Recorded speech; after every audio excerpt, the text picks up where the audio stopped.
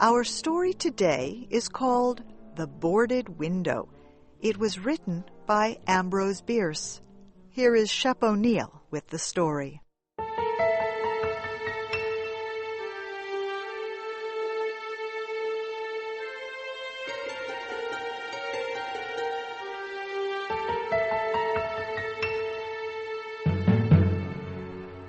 In 1830, only a few miles away from what is now the great city of Cincinnati, Ohio, lay a huge and almost endless forest. The area had a few settlements established by people of the frontier. Many of them had already left the area for settlements further to the west, but among those remaining was a man who had been one of the first people to arrive there. He lived alone, in a house of logs, surrounded on all sides by the great forest. He seemed a part of the darkness and silence of the forest, for no one had ever known him to smile or speak an unnecessary word. His simple needs were supplied by selling or trading the skins of wild animals in the town. His little log house had a single door. Directly opposite was a window. The window was boarded up. No one could remember a time when it was not, and no one knew why it had been closed. I imagine there are few people living today who ever knew the secret of that window. But I am one, as you shall see. The man's name was said to be Murlock. He appeared to be 70 years old, but he was really 50. Something other than years had been the cause of his aging. His hair and long, full beard were white. His gray, lifeless eyes were sunken. His face was wrinkled. He was tall and thin, with drooping shoulders, like someone with many problems. I never saw him. These details I learned from my grandfather. He told me the man's story when I was a boy. He had known him when living nearby in that early day.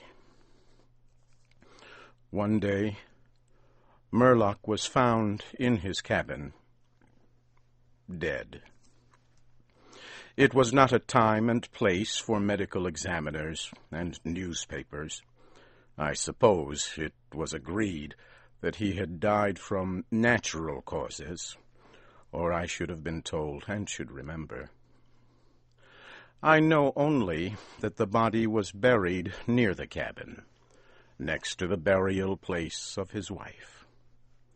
She had died so many years before him that local tradition noted very little of her existence. That closes the final part of this true story, except for the incident that followed many years later. With a fearless spirit, I went to the place and got close enough to the ruined cabin to throw a stone against it. I ran away to avoid the ghost which every well-informed boy in the area knew haunted the spot. But there is an earlier part to this story, supplied by my grandfather.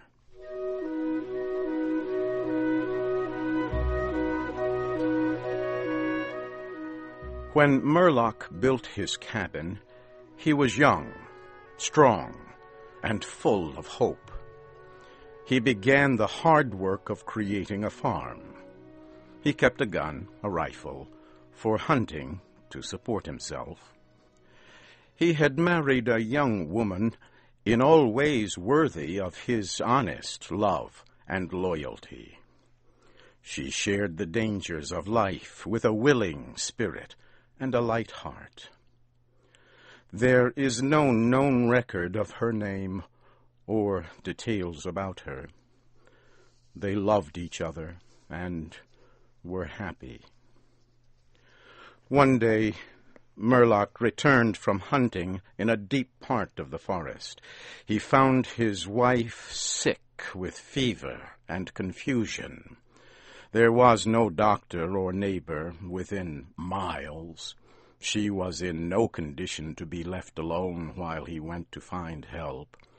So Murlock tried to take care of his wife and return her to good health.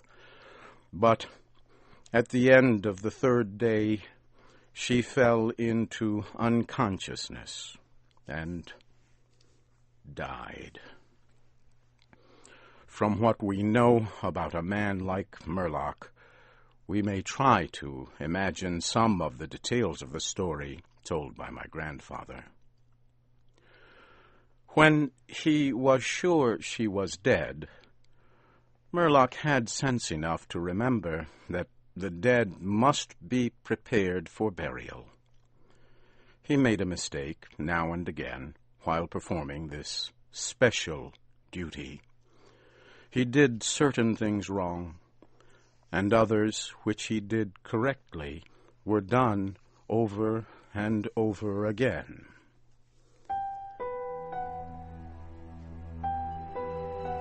He was surprised that he did not cry, surprised and a little ashamed. Surely it is unkind not to cry for the dead. "Tomorrow," he said out loud, "I shall have to make the coffin and dig the grave, and then I shall miss her when she is no longer in sight. But now, she is dead, of course. But it is all right. It must be all right somehow. Things cannot be as bad as they seem." He stood over the body of his wife in the disappearing light. He fixed the hair and made finishing touches to the rest. He did all of this without thinking, but with care. And still through his mind ran a feeling that all was right, that he should have her again as before, and everything would be explained. Murlock had no experience in deep sadness. His heart could not contain it all. His imagination could not understand it. He did not know he was so hard struck. That knowledge would come later and never leave. Deep sadness is an artist of powers that affects people in different ways. To one it comes like the stroke of an arrow, shocking all the emotions to a sharper life. To another it comes as the blow of a crushing strike. We may believe Murlock to have been affected that way. Soon after he had finished his work, he sank into a chair by the side of the table upon which the body lay. He noted how white his wife's face looked in the deepening darkness. He laid his arms upon the table's edge and dropped his face into them, tearless and very sleepy. At that moment, a long screaming sound came in through the open window. It was like the cry of a lost child in the far deep of the darkening forest, but the man did not move. He heard that unearthly cry upon his failing sense, again and nearer than before. Maybe it was a wild animal, or maybe it was a dream, for Murlock was asleep.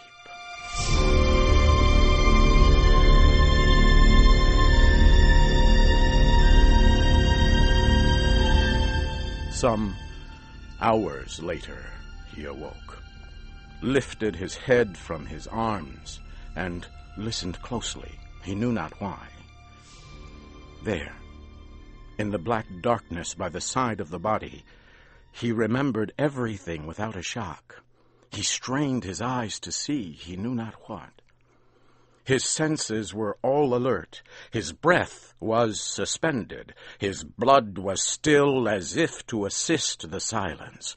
Who What had awakened him, and where was it? Suddenly the table shook under his arms.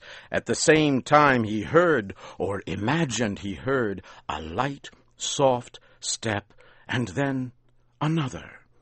The sounds were as bare feet walking upon the floor. He was afraid beyond the power to cry out or move. He waited, there in the darkness, through what seemed like centuries of such fear. Fear as one may know, but yet live to tell. He tried, but failed to speak the dead woman's name. He tried, but failed to stretch his hand across the table to learn if she was there.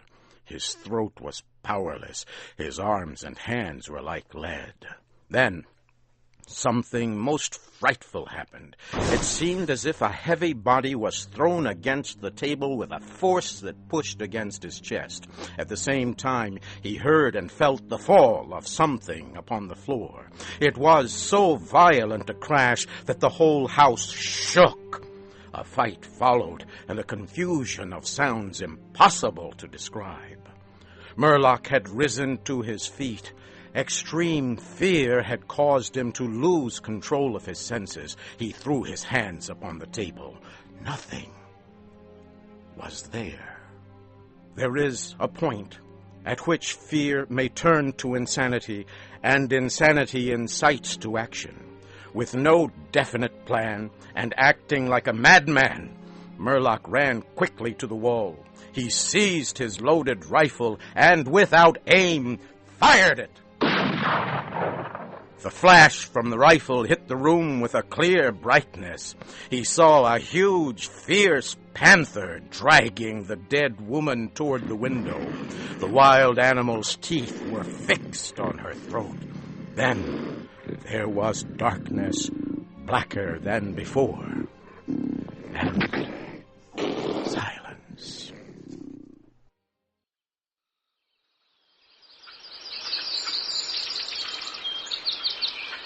When he returned to consciousness, the sun was high, and the forest was filled with the sounds of singing birds. The body lay near the window, where the animal had left it when frightened away by the light and sound of the rifle. The clothing was ruined. The long hair was in disorder. The arms and legs lay in a careless way, and a pool of blood flowed from the horribly torn throat. The ribbon he had used to tie the wrists was broken. The hands were tightly closed, and between the teeth was a piece of the animal's ear.